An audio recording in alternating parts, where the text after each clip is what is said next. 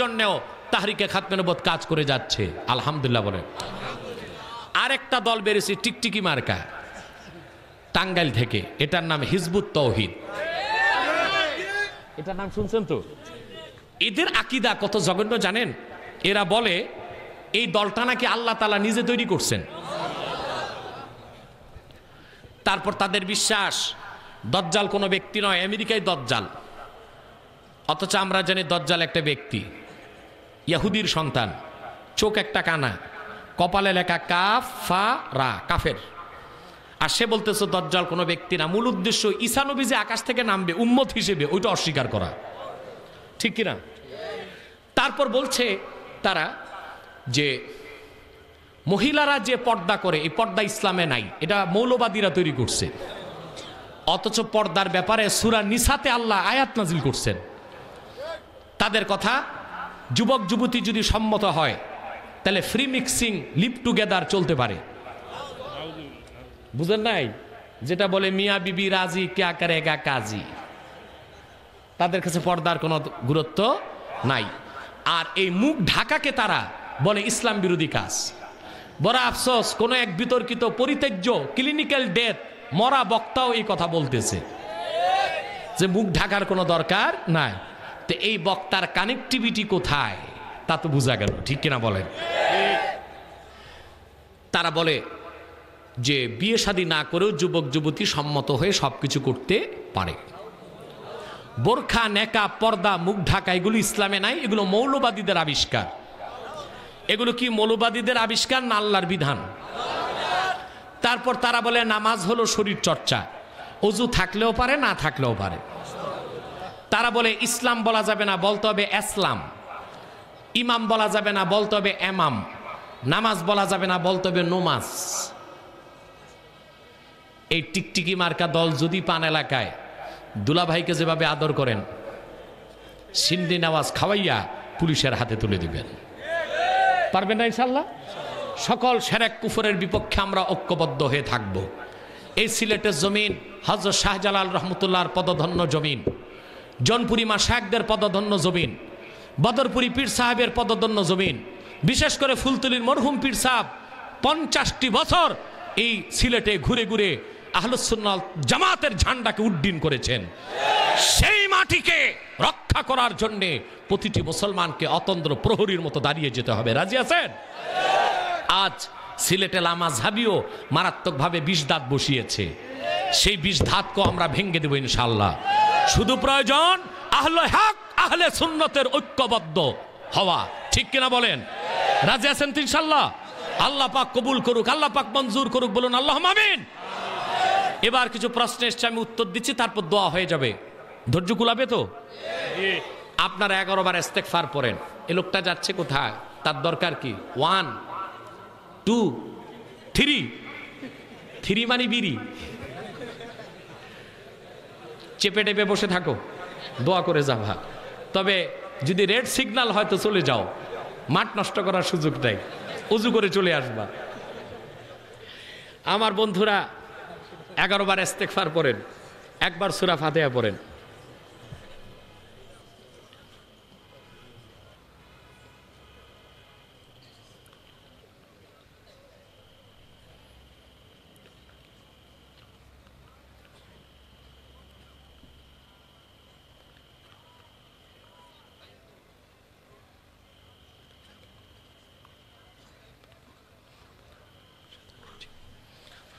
সূরা ইখলাস পড়ুন 3 বার।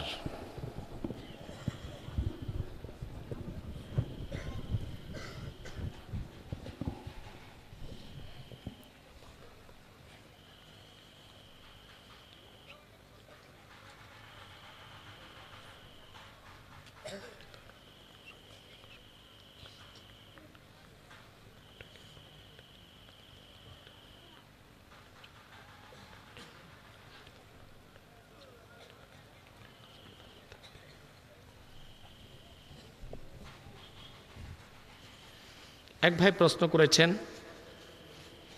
হাততালি সম্পর্কে শরীয়তের বিধান কি? হাততালি নাকি? দেখুন,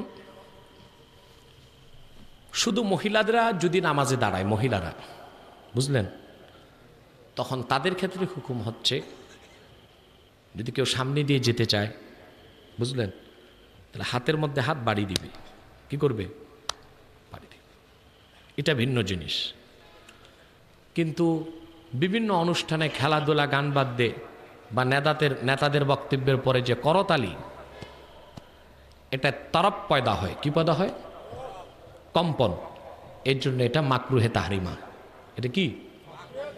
গুনাহের কাজ। কি কাজ? নজর লাগা বলতে কি কোনো কিছু আছে? জি, আল্লাহ রাসূল সাল্লাল্লাহু আলাইহি ওয়াসাল্লামের হাদিস আছে, আল আইনু হাক্কুন, চোখে দিয়ে যে নজর লাগে এটা সত্য। এটা কি? এক সাহাবী গোসল করছিলেন, খুব সুন্দর ছিলেন। তো কোন এক সাহাবী ওনাকে দেখলেন, চোখের নজর লেগে গেল। ওই সাহাবী খুব দ্রুত শুকাতে লাগলেন। আল্লাহ রাসূল সাল্লাল্লাহু আলাইহি ওয়াসাল্লামের কাছে আসার পর আল্লাহ রাসূল সাল্লাল্লাহু আলাইহি ওয়াসাল্লাম তাকে মুআওয়াযাতাইন, সূরা ফালাক, সূরা নাসের আমল দিলেন। তারপর সাহাবী সুস্থ হয়েছেন। যে কোনো ভালো জিনিস দেখলে নজর লাগতেই পারে, চোখের নজর। তখন আপনাকে পড়তে হবে মাশা আল্লাহ, লা হাওলা ওয়ালা কুওয়াতা ইল্লা বিল্লাহ।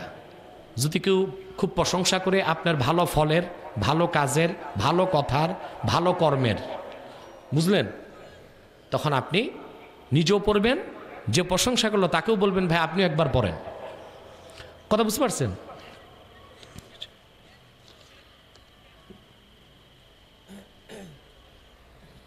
আমরা জানি সকল কিছু আল্লাহর ইচ্ছায় নিয়ন্ত্রিত হয়। এখন আমার প্রশ্ন হলো, আমরা যে পাপ কাজ করি তা কি আল্লাহর ইচ্ছায় করি? এরকম প্রশ্নের দ্বারা মানুষ নাস্তিক হয়। কি হয়? সব কিছু আল্লাহর হুকুমে হয়, এটা কোন অর্থে? আকীদার কিতাবে লেখা আছে, আল্লাহু খালিকু আফআলিল ইবাদ। আল্লাহু খালিকু আফআলিল ইবাদ, বান্দার সকল কাজের স্রষ্টা আল্লাহ তাআলা। কিন্তু বান্দা করবে কি করবে না, এটার উমুরে ইখতিয়ার, ইচ্ছা শক্তি আল্লাহ বান্দাকে দিয়েছেন। আর করার না করার ইচ্ছা শক্তিও দান করেছেন। এই জন্য বান্দা যদি করে পাপ কাজটি, তার ইচ্ছার প্রকাশ ঘটেছে বলে সে গুনাহগার। বুঝেন নাই? তার ইচ্ছার প্রকাশ ঘটেছে বলে সে কি? গুনাহগার। মানুষ আর জিন ছাড়া কোনো সৃষ্টিকে আল্লাহ তাআলা ইচ্ছা শক্তি দেন নাই। আল্লাহ যেভাবে হুকুম করছেন সেভাবেই চলতেছে। মানুষকে আল্লাহ স্বাধীনতা দান করছেন। আল্লাহ বলছেন ইম্মা শাকিরা ওয়া ইম্মা কাফুরা, হয় সে কৃতজ্ঞ বান্দা হবে, নয় নাফরমান বান্দা হবে। ঠিক কিনা? এজন্য সকল কাজের স্রষ্টা আল্লাহ তাআলা। এই অর্থে সব কাজ আল্লাহর ইচ্ছায় নিয়ন্ত্রিত হয়। কিন্তু করা না করার ইচ্ছা শক্তি আল্লাহ বান্দাকে দিয়েছেন। সেই ইচ্ছার প্রকাশের কারণে সে পাপী হয়, আর সেই ইচ্ছার প্রকাশ না করার কারণে সে পুণ্যবান হয়। কথা বুঝতে পারছেন? আর এই প্রশ্নগুলো আমাদের দেশে বামপন্থী নাস্তিকরা তৈরি করে। এসব প্রশ্ন শুনলেই লা হাওলা ওয়ালা কুওয়াতা ইল্লা বিল্লাহ 70 বার পড়বেন।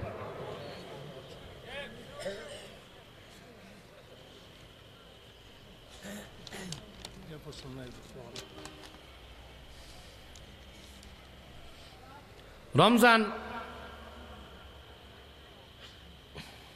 এতেকাফে, আপনারা বাংলাটাও শুদ্ধ লিখতে পারেন না, এতেকাফকে লেখছেন এতেকাপ।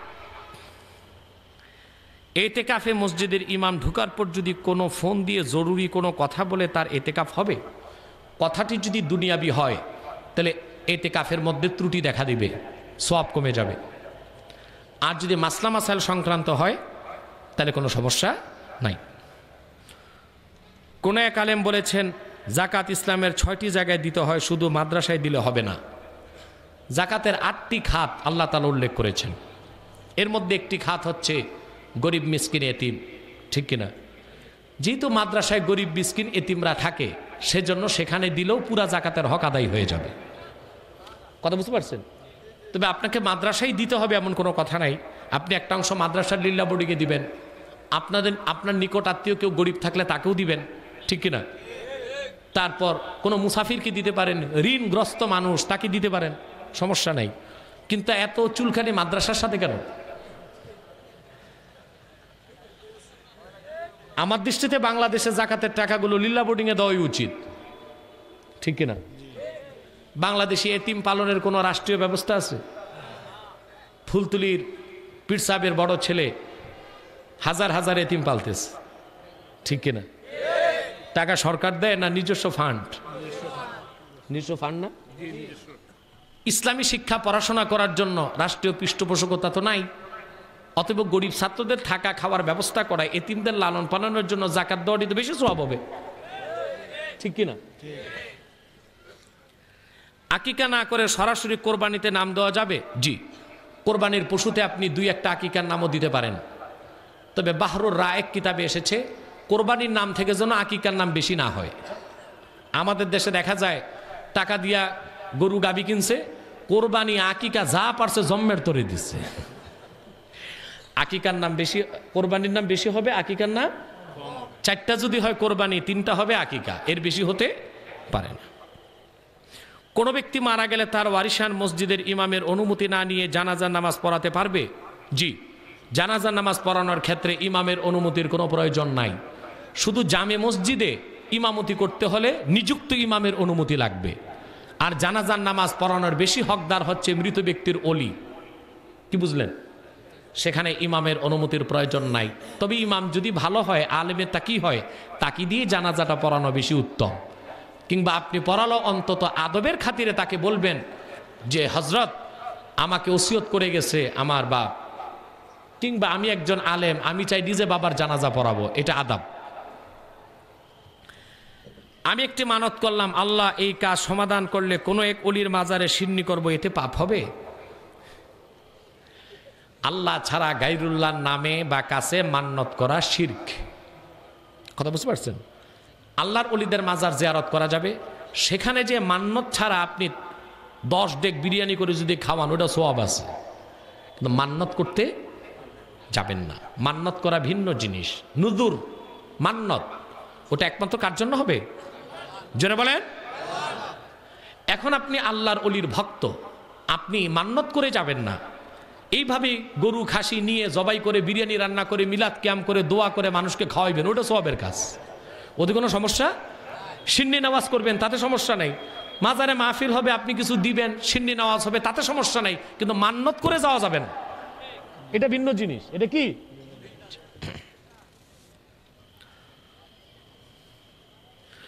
জনৈক বক্তা বলেছে মুসলমান ছেলেরা ইহুদি খ্রিস্টান নারীদের বিবাহ করতে পারবে।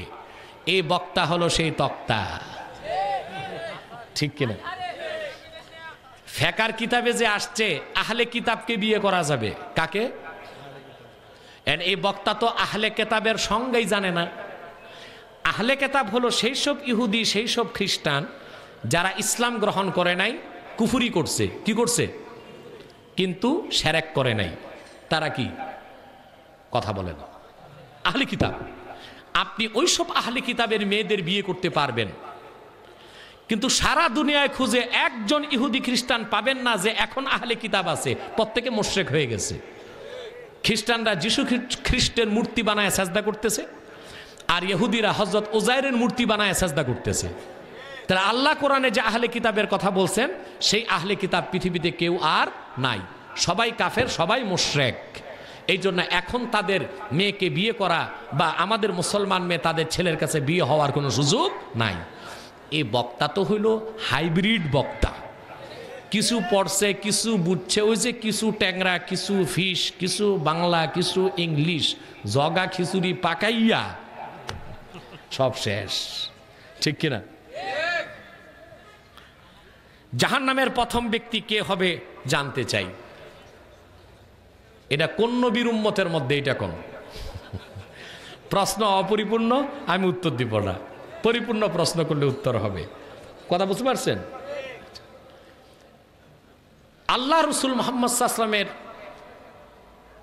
দিন পরিপূর্ণ হয়ে যাওয়ার পর যুগে যুগে যারাই মিথ্যা নবুয়ত দাবি করছে, মুদ্দাই এবং কাজ্জাব, তারা সর্বপ্রথম, তারা তো আগেই জাহান্নামে যেয়ে আছে, তাদের জাহান্নামের শাস্তিটা আরো বাড়বে দিন দিন। কথা বুঝতে পারছেন? তারপর যারা কাফের, যাদের কুফরটা কুফর বাওয়াহা, কুফর ওইটা এমন কুফর যাতে কারো সন্দেহ নাই, এরকম কাফের এবং মুশরিকরা জাহান্নামে যাবে। কথা বুঝতে পারছেন? তবে প্রথম কোন ব্যক্তি জাহান্নামে যাবে, এইটা একটা প্রশ্ন আপনি করছেন। এটা এক কথায় উত্তরের বিষয় না। এক এক জামাত থেকে এক এক ফেরকার লোক প্রথম জাহান্নামে যাবে। যেমন হত্যাকারী যারা কাতিলিন, তাদের মধ্যে হযরত আদমের ছেলে কাবিল প্রথম জাহান্নামে যাবে। কে? কাবিল, কারণ সে প্রথম পৃথিবীতে হত্যার রীতি চালু করেছে। তারপর মুশরিকদের মধ্যে প্রথম জাহান্নামে যাবে হযরত নূহের উম্মতের যারা প্রথম মূর্তি তৈরি করে শিরক করছে। কথা বুঝতে পারছেন?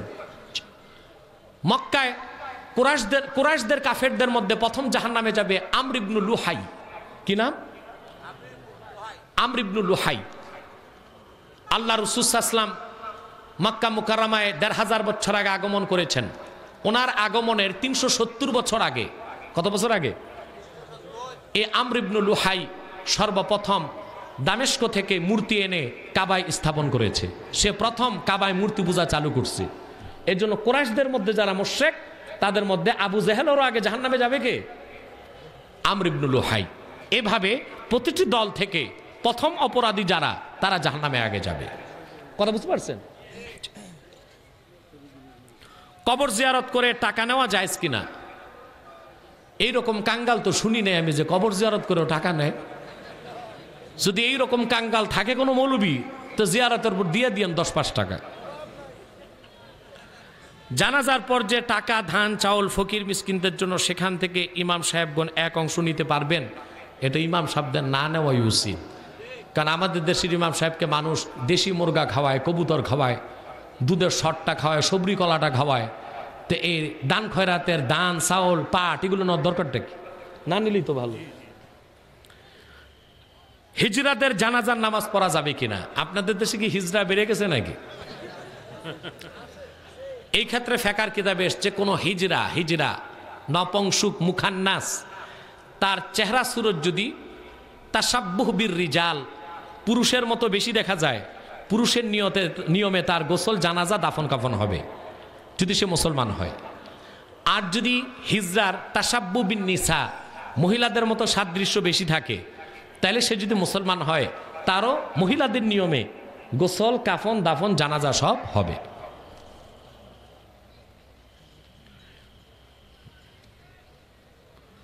ওই সেই বক্তা, সে নাকি বলেছে বেশি সময় ওয়াজ করা বেদাত। আমি তো দেখি ওর একটাও দাঁত নাই, ও আবার বেদাত বুঝবে কি? ওর ইমানই নেই, ও বেদাত কি বুঝবে? মিয়া সাহেব, বেদাত তো অনেক পরে। এক লোক বাম হাতে মদ খাচ্ছে, তার এক লোক এসে ধমক দিছে, এই বেয়াদব, তুমি জানো না বাম হাতে খাওয়া মাকরু? খায় কি? খায় মদ, ফতুয়া দেয় কি? মাকরু। এই বেটা বক্তা কুফুরি করে হয়েছে তক্তা, এই বেদাতের বিরুদ্ধে কথা কয়। এ তো চোরের মুখে বাড়িওয়ালা গৃহস্থের কথা মানায় না। আগে বেটা তবা করে তুমি বক্তা হও, আলেম হও, তারপর তুমি বেদাত না দাঁত, এটি আমরা দেখব।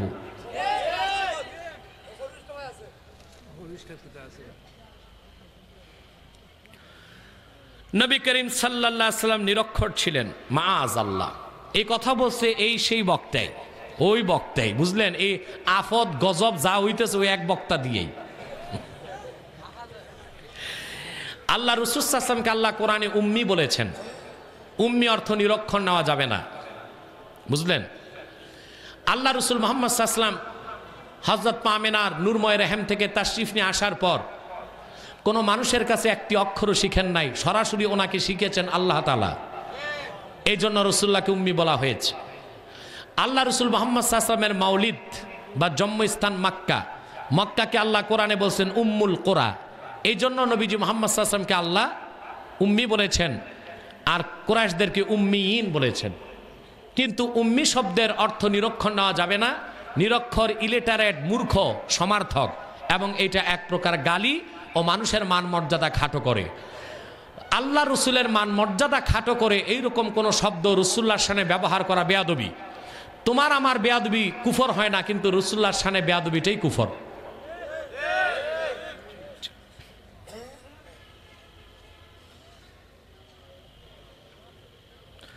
মাজার জিয়ারতকে পূজার সাথে তুলনা করা এটাও একটা কুফুরি। কারণ জিয়ারত হচ্ছে সুন্নাত আর পূজা হচ্ছে শিরক। সুন্নত আর শিরক কোনোদিন তুলনা করা যেতে পারে না। আল্লাহ রাসূলের হাদিস আছে, মুসলিমের হাদিস, কুনতু নাহাইতুকুম আন জিয়ারাতিল কুবুর আলা ফাজুরুহা। সাহাবীরা, আমি তোমাদেরকে কবর জিয়ারত নিষেধ করেছিলাম, এখন অনুমতি দিলাম, কবর জিয়ারত করতে পারো। কথা বুঝেন নাই? তা আপনি আল্লাহর ওলির মাজারে গেলেন, মাজার আর কবরে পার্থক্য কি? প্রত্যেক কবরই তো মাজার। মাজার মানে জিয়ারতের স্থান। আপনারা মাজার বুঝেন বিশাল মিনার আর গম্বুজ থাকলে, না, জিয়ারতের স্থানটাই কি? মাজার। এই জন্য সব কবর কি? মাজার। অতএব যে কোনো আল্লাহওয়ালা পীর বুজুর্গের কবর মাজার, বাপ মার কবর মাজার, উস্তাদের কবর মাজার জিয়ারত করতে যাওয়া সুন্নাত। সেটাকে পূজার মতো শিরকি কাজের সাথে তুলনা করা একটি ঈমান বিধ্বস্তি কাজ ছাড়া আর কিছু হতে পারে না। এই ফতুয়াটা ভণ্ড লামাযহাবীরাই দিতে পারে, কোনো আহলে সুন্নাত আহলে হক এইরকম ফতুয়া দিতে পারে না। ওরা সব জায়গায় তো শিরকি খুঁজবে মিয়া সাহেব। আমি বলে থাকি, যার বগলে শুটকির পোটলা ও ফুলবাগানে গেল শুটকির গন্ধই পাবে। তো লামাযহাবীদের ভিতরে তো ঢুকছে ইবনে তাইমিয়ার শুটকি, ইবনে আব্দুল ওয়াহাব নজদির শুটকি, নাসিরউদ্দিন আলবানির শুটকি। এজন্য সব ভালো কাজে ওরা শুধু শিরক আর বেদাতের গন্ধই খুঁজে। বুঝেন নাই? নামাজে একামতের সময় মুসল্লির কোন সময় দাঁড়ানো উত্তম? আমি সংক্ষেপে বলে দিচ্ছি। আমাদের দেশে যেটা চালু হয়েছে, একামতের আগে মুয়াজ্জিন ভরাট কণ্ঠে বলে, দাঁড়াইয়া কাতার সোজা করুন। তারপর মানুষেরা দাঁড়ায় কাতার সোজা করে, তারপর একামত চালু হয়। এটা সম্পূর্ণ সুন্নতের খেলাফ, বেদাতে সাইয়্যা, মাকরুহে তাহরিমা। আল্লাহ রাসূল সাল্লাল্লাহু আলাইহি ওয়াসাল্লামের কোন একটি হাদিস থেকে এইরকম আমল সাব্যস্ত নয়। হাদিসে দেখা যায় কখনো সাহাবা একরাম কেউ বসে থাকতেন, কেউ শুয়ে থাকতেন, কেউ দাঁড়ায় থাকতেন। কখনো আল্লাহ রাসূল সাল্লাল্লাহু আলাইহি ওয়াসাল্লাম তাশরিফ নিয়ে মসজিদ নববীতে আসলে তারা ধীরে ধীরে দাঁড়ানো শুরু করতেন। বুঝেন নাই? কখনো একামত শুরু হলে দাঁড়াতেন। কেউ দাঁড়াতেন আশহাদু আল্লা ইলাহা ইল্লাল্লাহ বললে, কেউ আশহাদু আন্না মুহাম্মাদার রাসূলুল্লাহ বললে, কেউ হাইয়া আলাস সালাহ বললে। আর কখনো কখনো সাহাবা একরাম দাঁড়াতেন একামত শেষ হইলে, একামত শেষে। যেমন সহিহ বুখারী মাকতাবাতুর রাশাদ, সৌদি আরবের ছাপ, প্রথম খণ্ড, 120 পৃষ্ঠায় হাদিস এসেছে। সাহাবী বলেন, ইদা উকিমাতিস সালাতু ফাউদ্দিলাতিস সুফুফু কিয়ামা। রাসূলুল্লাহর জমানায় একামত শেষ হলো, অতঃপর দাঁড়িয়ে কাতার সোজা করা হলো। তাহলে দেখা যায় একামতের শেষেও দাঁড়ানোর বিধান আছে। কিন্তু একামত শুরুর আগে দাঁড়াইয়া কাতার সোজা করে একামতের অপেক্ষা করার পক্ষে কোনো একটা হাদিস নাই। যেহেতু রাসূলুল্লাহর সুন্নতের খেলাফ আমল, এই জন্য এটা বেদাত। এটা কি? বেদাত। সর্বোত্তম হচ্ছে হাইয়া আলাস সালার সময় দাঁড়ানো। ফতোয়া শামিতে এসেছে, ইয়াকুমুল ইমামু ওয়াল মুক্তাদি ইনদাল হাইয়ালাতাইন ইনদা উলামাইনা সালাসাতি ইল্লা জুফার। আমাদের তিন বড় ইমাম আবু হানিফা, মুহাম্মদ, আবু ইউসুফ, তিনজনের মতে ইমাম এবং মুক্তাদি দাঁড়াবে তখনই যখন মুয়াজ্জিন হাইয়া আলাস সালাহ বলবে। বুখারীর সরাহ উমদাতুল কারী দ্বিতীয় খণ্ডে আমি দেখেছি, ওয়া কানা আনাস রাদিয়াল্লাহু তাআলা আনহু ইয়াকুমু হিনা ইয়াকুলুল মুআজ্জিন হাইয়া আলাস সালাহ। হযরত আনাস সবসময় দাঁড়াতেন তখন মুয়াজ্জিন একামতে যখন বলতেন হাইয়া আলাস সালাহ। হাদিসটা মাওকুফ, কিন্তু নামাজের মতো শ্রেষ্ঠ আমলের ক্ষেত্রে নিশ্চয় হযরত আনাস মন গড়া আমল করেন নাই, আল্লাহ রসুলকে দেখেছিলেন বলেই এইরকম আমল করেছেন। সেই জন্য হাইয়া আলাস সালার সময় দাঁড়ানো মুস্তাহাব বলা যাবে না, এটাও সুন্নাত।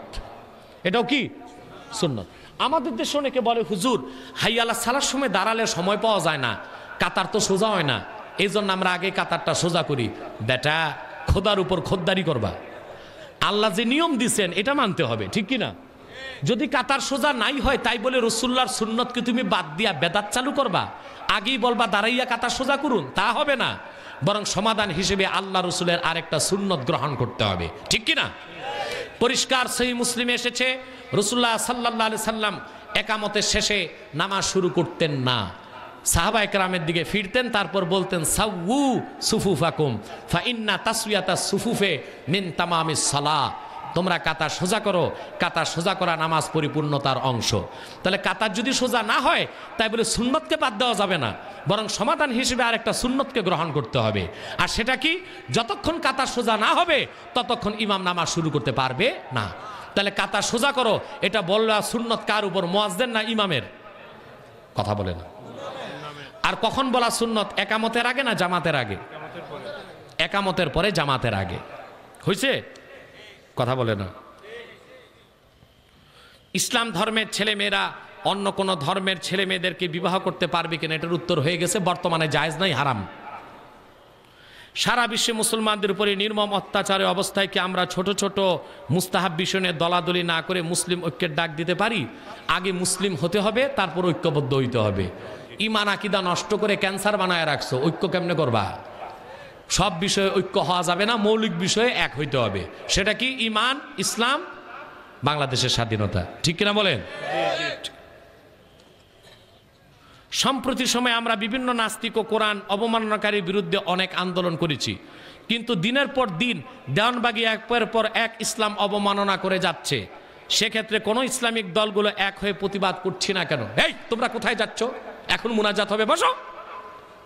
আমি নিজে বসে আছি আর তুমি উঠে চলে যাচ্ছ, তুমি কি দৃশ্যমান দূর থেকে আসছো নাকি? এখনই মুনাজাত। আর 2-3টা প্রশ্ন। দেওয়ানবাগীর বিরুদ্ধে যত কথা আমি বাংলাদেশে বলেছি, আমার মনে হয় না কোনো ইসলামী দল বা আলেম এত কথা বলেছে। এবং স্পষ্ট আমি বাংলাদেশে ঘোষণা করেছি, ভণ্ডপীর দেওয়ানবাগী নিঃসন্দেহে নাস্তিক, মুরতাদ, দাজ্জাল। কারণ সে কোরআনের প্রায় 400 আয়াত অস্বীকার করেছে। আমাদের ইসলামী দলগুলোকে উচিত ভণ্ড দেওয়ানবাগীর ব্যাপারও মানুষকে সতর্ক করা।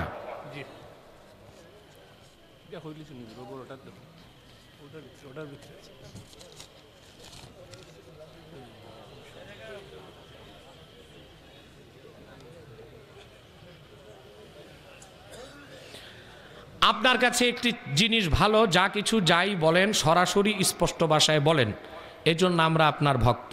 বলেন মাশাআল্লাহ। লা হাওলা ওয়ালা কুওয়াতা ইল্লা বিল্লাহ। আমি আপনার কাছে জানতে চাই, স্যাটেলাইট চ্যানেল আর টিভিতে প্রতি রমজান মাসে একটি প্রোগ্রাম হয় আরবি কাফেলা। এই অনুষ্ঠানের সঞ্চালক, আমি নাম নিব না, কোনো একজন আলেম, তার অনুষ্ঠানে প্রায় বলে থাকে ইসলাম আল্লাহর রসুল হজরত মুহাম্মদ সাল্লাল্লাহু আলাইহি ওয়াসাল্লামের যুগে আসে নাই, এটা এসেছে হজরত আদমের সময় থেকে। আল্লাহ রসুল সাল্লাল্লাহু আলাইহি ওয়াসাল্লাম শুধু পরিপূর্ণ প্রচার করেছেন। বিষয়টি নিয়ে আমরা সাধারণ মানুষ বড়ই ধূম্র জালে আছি। বিষয়টি পরিষ্কারভাবে বলবেন কি এটা কতটুকু সত্য? দেখুন, বক্তা বিষয়টা বুঝাতে পারে নাই, সে যা বলতে চেয়েছে পুরাটা বলতে পারে নাই। বিষয়টা হলো যে ইসলাম অর্থ কি? ইসলাম অর্থ হচ্ছে ওয়া আসলুহু মিনাস সিলমে হুয়াল ইনকিয়াদুজ জাহির মা শারতে ইনকিয়াদিল বাতিন। ঈমান আনার পরে আল্লাহর হুকুমের সামনে আনুগত্যের মস্তক নত করার নাম ইসলাম। সেই হিসেবে হযরত আদমের উম্মতে সন্তান যারা মুমিন ছিলেন তারা ইসলাম মেনেছে। প্রত্যেক নবীর উম্মত যারাই আল্লাহর আনুগত্য বরণ করেছে তারা মুসলিম ছিল। কথা বুঝতে পারছেন? সেই অর্থে কিন্তু দ্বীনের নাম ইসলাম, ওই হিসেবে যে ইসলাম সেটা আল্লাহ রসুল মুহাম্মদ সাল্লাল্লাহু আলাইহি ওয়াসাল্লামের মাধ্যমেই আল্লাহ পাঠিয়েছেন, সেটা দ্বীন ইসলাম। সেটা কি? কথা বলে না। আদম থেকে ঈসা পর্যন্ত কোন নবীর দ্বীনকে আল্লাহ ইসলাম বলেন নাই। কথা বলে না। শুধু মুহাম্মদ সাল্লাল্লাহু আলাইহি ওয়াসাল্লাম ১৫০০ বছর আগে যে দ্বীন পরিপূর্ণ করেছেন, সর্বশেষ ধর্ম দ্বীন, পরিপূর্ণ দ্বীন, সেটাকেই আল্লাহ ইসলাম বলেছেন। ইন্নাদ দীনা ইনদাল্লাহিল ইসলাম। কথা বুঝেন নাই? তো পূর্বে যে ইসলামের কথা বলা হয়েছে সেটা ছিল আনুগত্য অর্থে। কি অর্থে? আর মুহাম্মদ সাল্লাল্লাহু আলাইহি ওয়াসাল্লাম ইসলাম নিয়ে এসেছেন ১৫০০ বছর আগে, এটা দ্বীন অর্থে। একটু সূক্ষ্ম বিষয় আছে এখানে, ঠিক কিনা? বক্তা যেটা বুঝাতে চেয়েছেন হয়তো বা বুঝাতে পারেন নাই তিনি। পবিত্র রমজানের রাতে আল্লাহ রাসূল সাল্লাল্লাহু আলাইহি ওয়াসাল্লামের উপর ৫ ওয়াক্ত মেরাজের রাতে নামাজ ফরজ হলো। আমার প্রশ্ন, হুজুর মেরাজের আগে কয় ওয়াক্ত নামাজ ছিল এবং অন্যান্য নবীগণের আমলে নামাজ কয় ওয়াক্ত ছিল? দেখুন, হযরত আদমের সময় ফজরের 2 রাকাত নামাজ ফরজ ছিল, 1 ওয়াক্ত। কথা বুঝতে পারছেন? হযরত মুসার সময় জোহরের 4 রাকাত আল্লাহ ফরজ রেখেছিলেন। কথা বুঝতে পারছেন? মেরাজে যাওয়ার আগে রাসূলুল্লাহ সাল্লাল্লাহু আলাইহি ওয়াসাল্লাম নামাজ পড়তেন, নির্ধারিত কোনো ওয়াক্ত আল্লাহ করেন নাই। মেরাজে যাওয়ার পর আল্লাহ তার নবী মুহাম্মদ সাল্লাল্লাহু আলাইহি ওয়াসাল্লামের উপর 50 ওয়াক্ত নামাজ প্রথমে হুকুম করছেন, পরে আল্লাহ রাসূল মুহাম্মদ সাল্লাল্লাহু আলাইহি ওয়াসাল্লামের খাতিরে কমাতে কমাতে 5 ওয়াক্ত করেছেন। কথা বুঝতে পারছেন?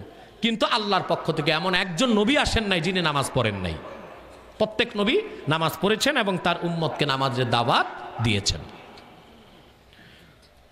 অজু ছাড়া কি পবিত্র কোরআন ধরা যাবে? প্রয়োজন বোধে পড়া যাবে কিনা জানতে চাই।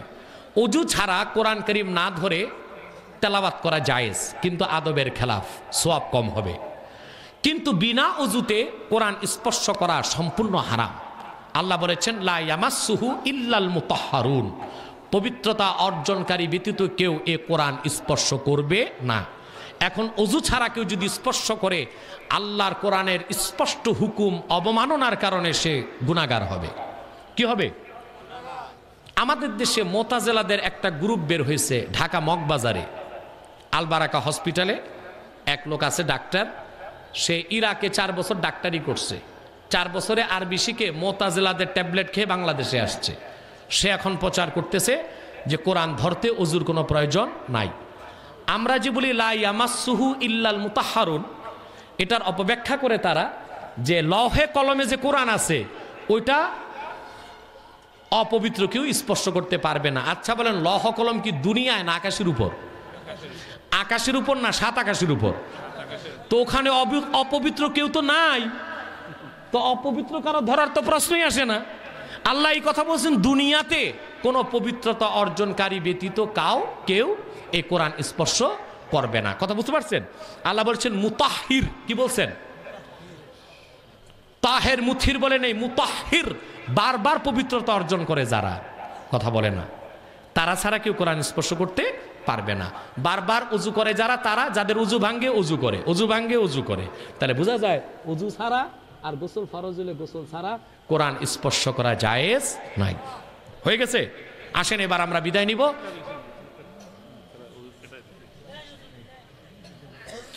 কিছু ওলামায়ে কেরাম বলে ইমাম মাহদি নাকি 2026 সালে আসতে পারে। আচ্ছা কোন ইমাম মাহদির সাথে কি তাদের ফোনে কথা হয়েছে না SMS পাঠিয়েছে ইমাম মাহদি? নাউজুবিল্লাহি মিন যালিক। এগুলো ইহুদিদের আরেক দালাল উম্মতের মধ্যে বিভ্রান্তি সৃষ্টি করছে। উদ্দেশ্য কি জানেন?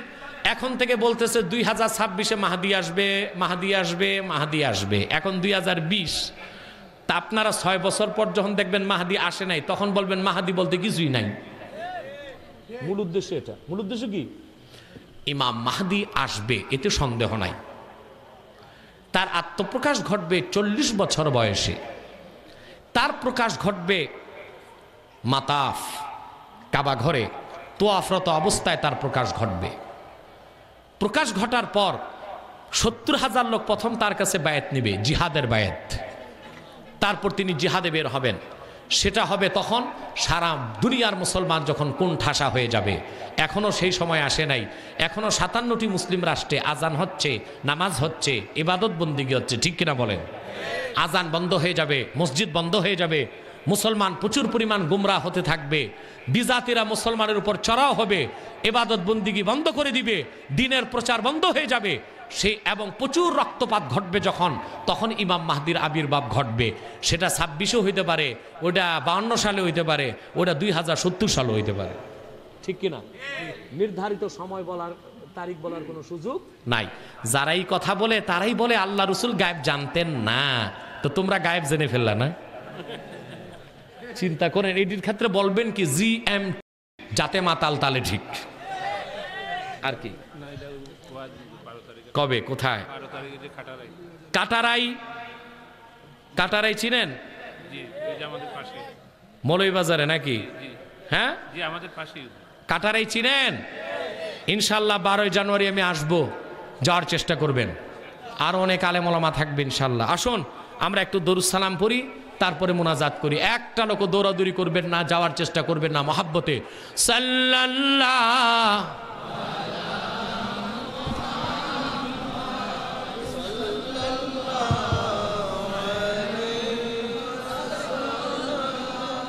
sallallahu ala Muhammad sallallahu alaihi wasallam ya